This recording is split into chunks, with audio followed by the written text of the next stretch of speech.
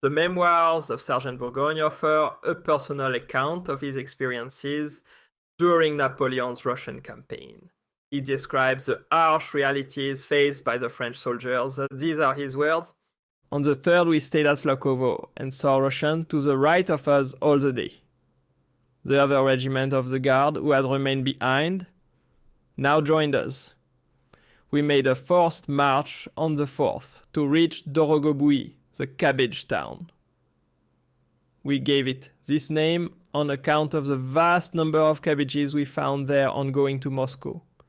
This was also the place where the Emperor settled a number of artillery and rifle shots to be fired in the great battle. By 7 in the evening, we were still 2 leagues from the town, but the depth of the snow made marching exceedingly difficult. It was with infinite labor we got so far, and for a short time we lost our way. It was quite 11 o'clock before we made our bivouac. Amongst the debris from the houses, for this town had been almost burned down like so many others, we found wood enough to make fires and get thoroughly warm. But we had nothing to eat, and we were so horribly tired that we had not the strength to go and look for a horse, so we lay down to rest instead. One of the men in the company brought me some rush matting to make a bed. And with my head on my knapsack, my feet to the fire, I went to sleep. I had slept for about an hour, when I felt an unbearable tingling over the whole of my body. Mechanically, I passed my hand over my chest and other parts of my body, and to my horror discovered that I was covered with vermin. I jumped up, and in less than 2 minutes was as naked as a newborn babe, having thrown my shirt and trousers into the fire. The crackling they made was like a brisk firing, and my mind was so full of what I was doing that I never noticed the large flakes of snow falling all over me. I shook the rest of my clothes over the fire and put on my only remaining shirt and pair of trousers, and feeling miserable almost to the point of tears, I sat on my knapsack covered with my bare skin, and, my head in my hands, spent the rest of the night as far as possible from the cursed rush matting on which I had slept. The men who took my place caught nothing, so I suppose I monopolized them all. Early the next morning we set out, November 5th. Before leaving, a distribution of hand mills was made in every regiment of the Guard in case of finding any corn to grind. But as we found none, and the mills were very heavy, we got rid of them before 24 hours were over. This was a sad day. So many of our sick and wounded died. Up till now, they had made superhuman efforts in the hope of reaching Smolensk and finding food and shelter. In the evening, we stopped near a wood, and the order was given to make shelters for the night. Just afterwards, our cantinière, Madame Dubois, the regimental barber's wife, was taken ill, and in the midst of the falling snow, with 20 degrees of frost, i.e. about 10 below zero, she was delivered of a fine boy. A miserable position for the poor woman. Colonel Baudel, who commanded our regiment, did all he possibly could to make her comfortable, lending his cloak to cover the shelter where she lay. Madame Dubois bore her pain and discomfort bravely. The sergeant did his best, and all ended happily. That same night, our men killed a white bear, which was eaten at once. After spending a miserable night on account of the fearful cold, we set out again. The colonel lent Madame Dubois his horse. She held her newborn infant wrapped in a sheepskin in her arms, and she herself wore the cloaks of 2 men who had died during the night. There was a dense fog that day, November 6th, and more than 22 degrees of frost. Our lips were frozen, our brains too, the whole atmosphere was icy. There was a fearful wind, and the snow fell in enormous flakes. We lost sight not only of the sky, but of the men in front of us. As we approached a wretched village, a horseman came at full speed, asking for the Emperor. We heard afterwards that it was a general bringing news of Malay's conspiracy in Paris. We were just then packed very closely together near a wood, and had a long time to wait before we could resume our march as the road was narrow. As several of us sat together beating with our feet to keep warm and talking of the fearful hunger we felt, all at once I became aware of the smell of warm bread. I turned round and behind me saw a man wrapped in a great fur cape, from which came the smell I had noticed. I spoke to him at once, saying, "Sir, you have some bread. You must sell it to me." As he moved away, I caught him by the arm, and seeing that he could not get rid of me, he drew out from under his cloak a cake still warm. With one hand, I seized the cake, while with the other, I gave him 5 francs. But hardly had I the cake in my hand, when my companions threw themselves on it like madmen, and tore it from me. I only had the little bit I held between my thumb and 2 first fingers. While this was going on, the sergeant major, for it was he, went off, and well for him he did so, as he might have been killed for the sake of the rest of the cake. He had probably found some flour in the village, and had had time to make the cake while waiting for us. During this half hour, several men had lain down and died. Many more had fallen in the column while marching. Our rank were getting thinned already, and this was only the very beginning of our trouble. Whenever we stopped to eat hastily, the horses left behind were bled. The blood was caught in a saucepan, cooked and eaten, but often we were forced to eat it before there was time to cook it. Either the order for departure was given, or the Russians were upon us. In the latter case, we did not take much notice. I have sometimes seen men eating calmly, while others fired at the Russians to keep them off. But when the order was imperative and we were obliged to go, the saucepan was carried with us, and each man, as he marched, dipped his hands in and took what he wanted. His face, in consequence, became smeared with blood. Very often we were obliged to leave the horses for want of time to cut them up, and men would drop behind and hide themselves for fear of being forced to follow their regiments. Then they would throw themselves on the meat like vultures. These men seldom reappeared. They were either taken by the enemy or they died of cold. This day's march was not so long as the preceding one. It was still daylight when we stopped. A village had been burnt down, and only a few rafters here and there remained. The officers encamped against these for the night, getting a little shelter this way. Besides the fearful pains we felt all over through our great fatigue, we were by this time quite famishing. Those of us who still had a little rice or oatmeal hid themselves to eat it in secret. We had no friends left. We looked suspiciously at each other and even turned against our best comrade. I will not keep back a base act of ingratitude I committed against my truest friends. Like everyone else that day, I was devoured by hunger, but besides that, I was also devoured by vermin I had got the previous day. We had not even a bit of horseflesh to eat, and we were waiting for some men of our company to come up who had stayed behind to cut up the fallen horses. I was standing near one of my friends, Pumo, a sergeant close to a fire we had made, in quite indescribable torment and looking round continually to see if no one was coming. Suddenly I seized his hand convulsively and said, "Look here, if I met anyone in the wood with a loaf of bread, I should force him to give me half." And then, correcting myself, "No," I said, "I would kill him to have it all." And almost before I had finished, I strode off toward the wood, just as if I expected to meet the man and the loaf. When I got there, I roamed about for a quarter of an hour, and then, turning in the opposite direction from our bivouac, close by the borders of the wood, I saw a man seated near a fire. On the fire was a pot in which something was evidently cooking, as the man took a knife and, plunging it into the pot, drew out a potato, which he pinched and then put back again, as if it were not boiled enough.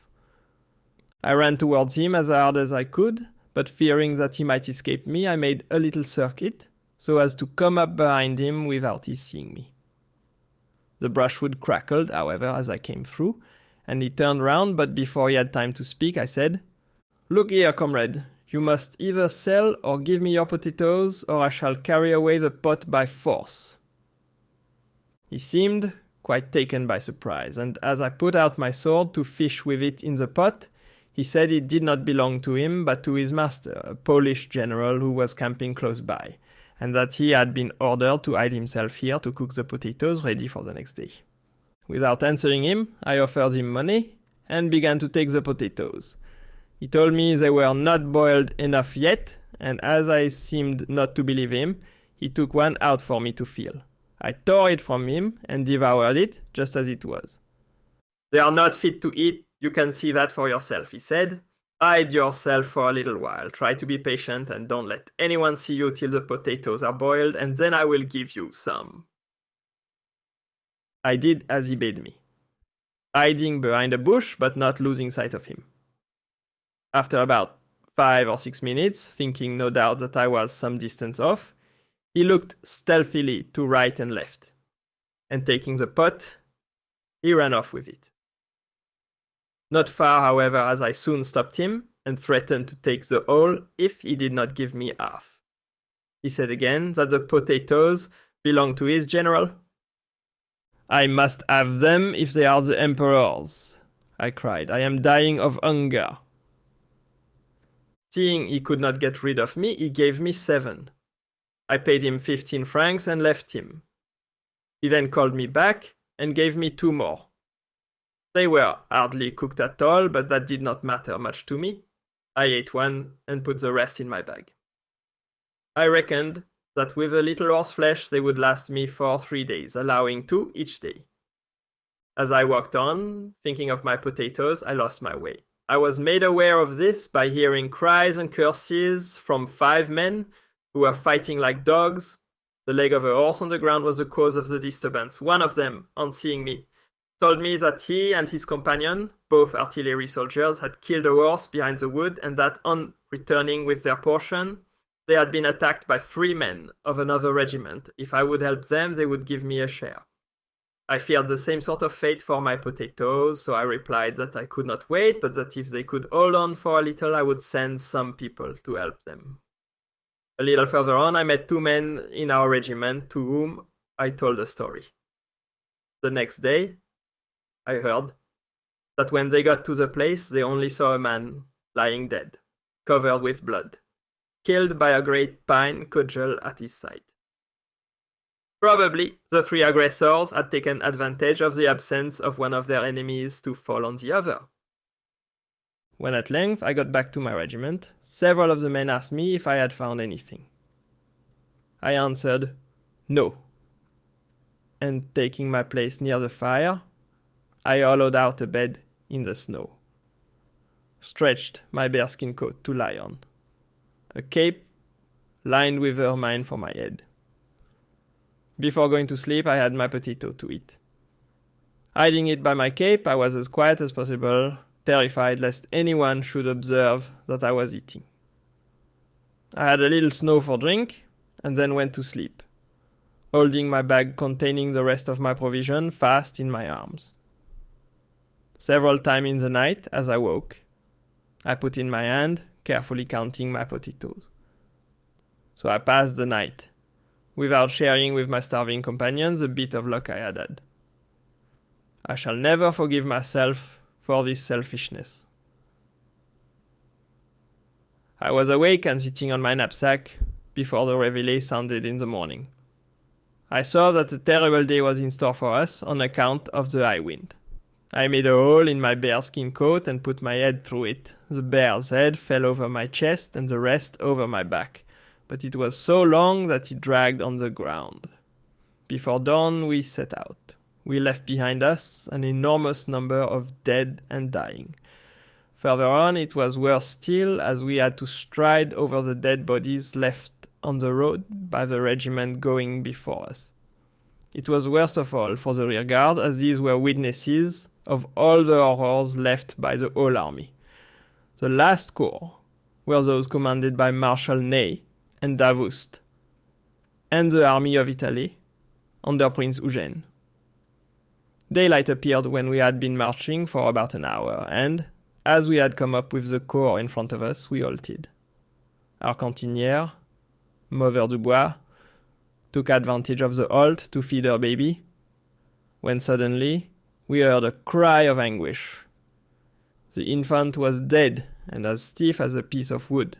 Those nearest to her tried to comfort her by saying that it was the best thing both for the baby and herself. And in spite of her cries and tears, they took the infant from her breast.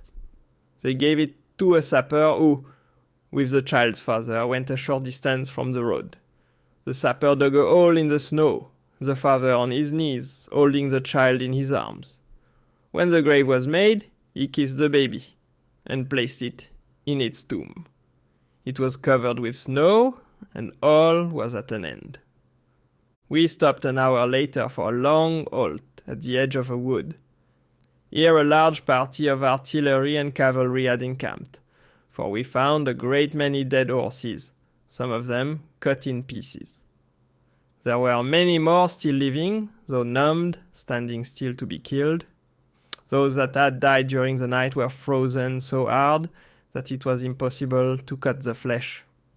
During this disastrous march, I noticed that we were always placed as much as possible behind the cavalry and artillery, so that when we halted where they had passed the night, the horses they had left behind were ready for us.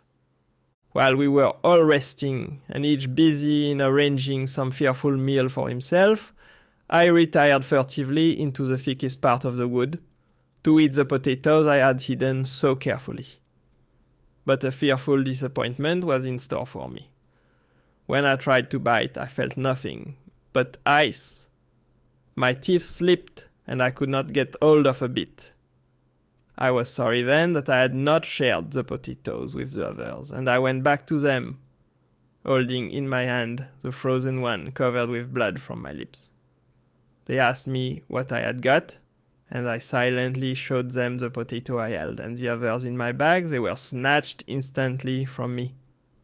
But the result, when they tried to bite, was no better than mine. They tried to throw them at the fire, but they melted away like ice. While this was going on, other men came up to ask me where I had found the potatoes, and when I pointed to the woods they ran there, returning to say they had found nothing. They were very good to me, as they invited me to share a pot full of horse's blood which they had cooked. I did not need 2 invitations. I have always felt very sorry for behaving as I did. The men believed that I found the potatoes in the wood, and I did not undeceive them. But all this is only 100th part of what came afterwards. After an hour's rest, we set out again, crossing a wood where every now and then we came on open spaces with houses in them occupied by Jews. Some of them are large, and built very much like our barns, only of wood. At each end is a large door. These houses take the place of posting houses. A carriage is taken in at one end, and after changing horses, goes out at the other. The houses are built about 3 leagues apart, but most of them had disappeared, having been burnt at the army's first passage. That concludes the 6th part of the story. Thank you very much for listening. Please subscribe for more episodes and leave a comment.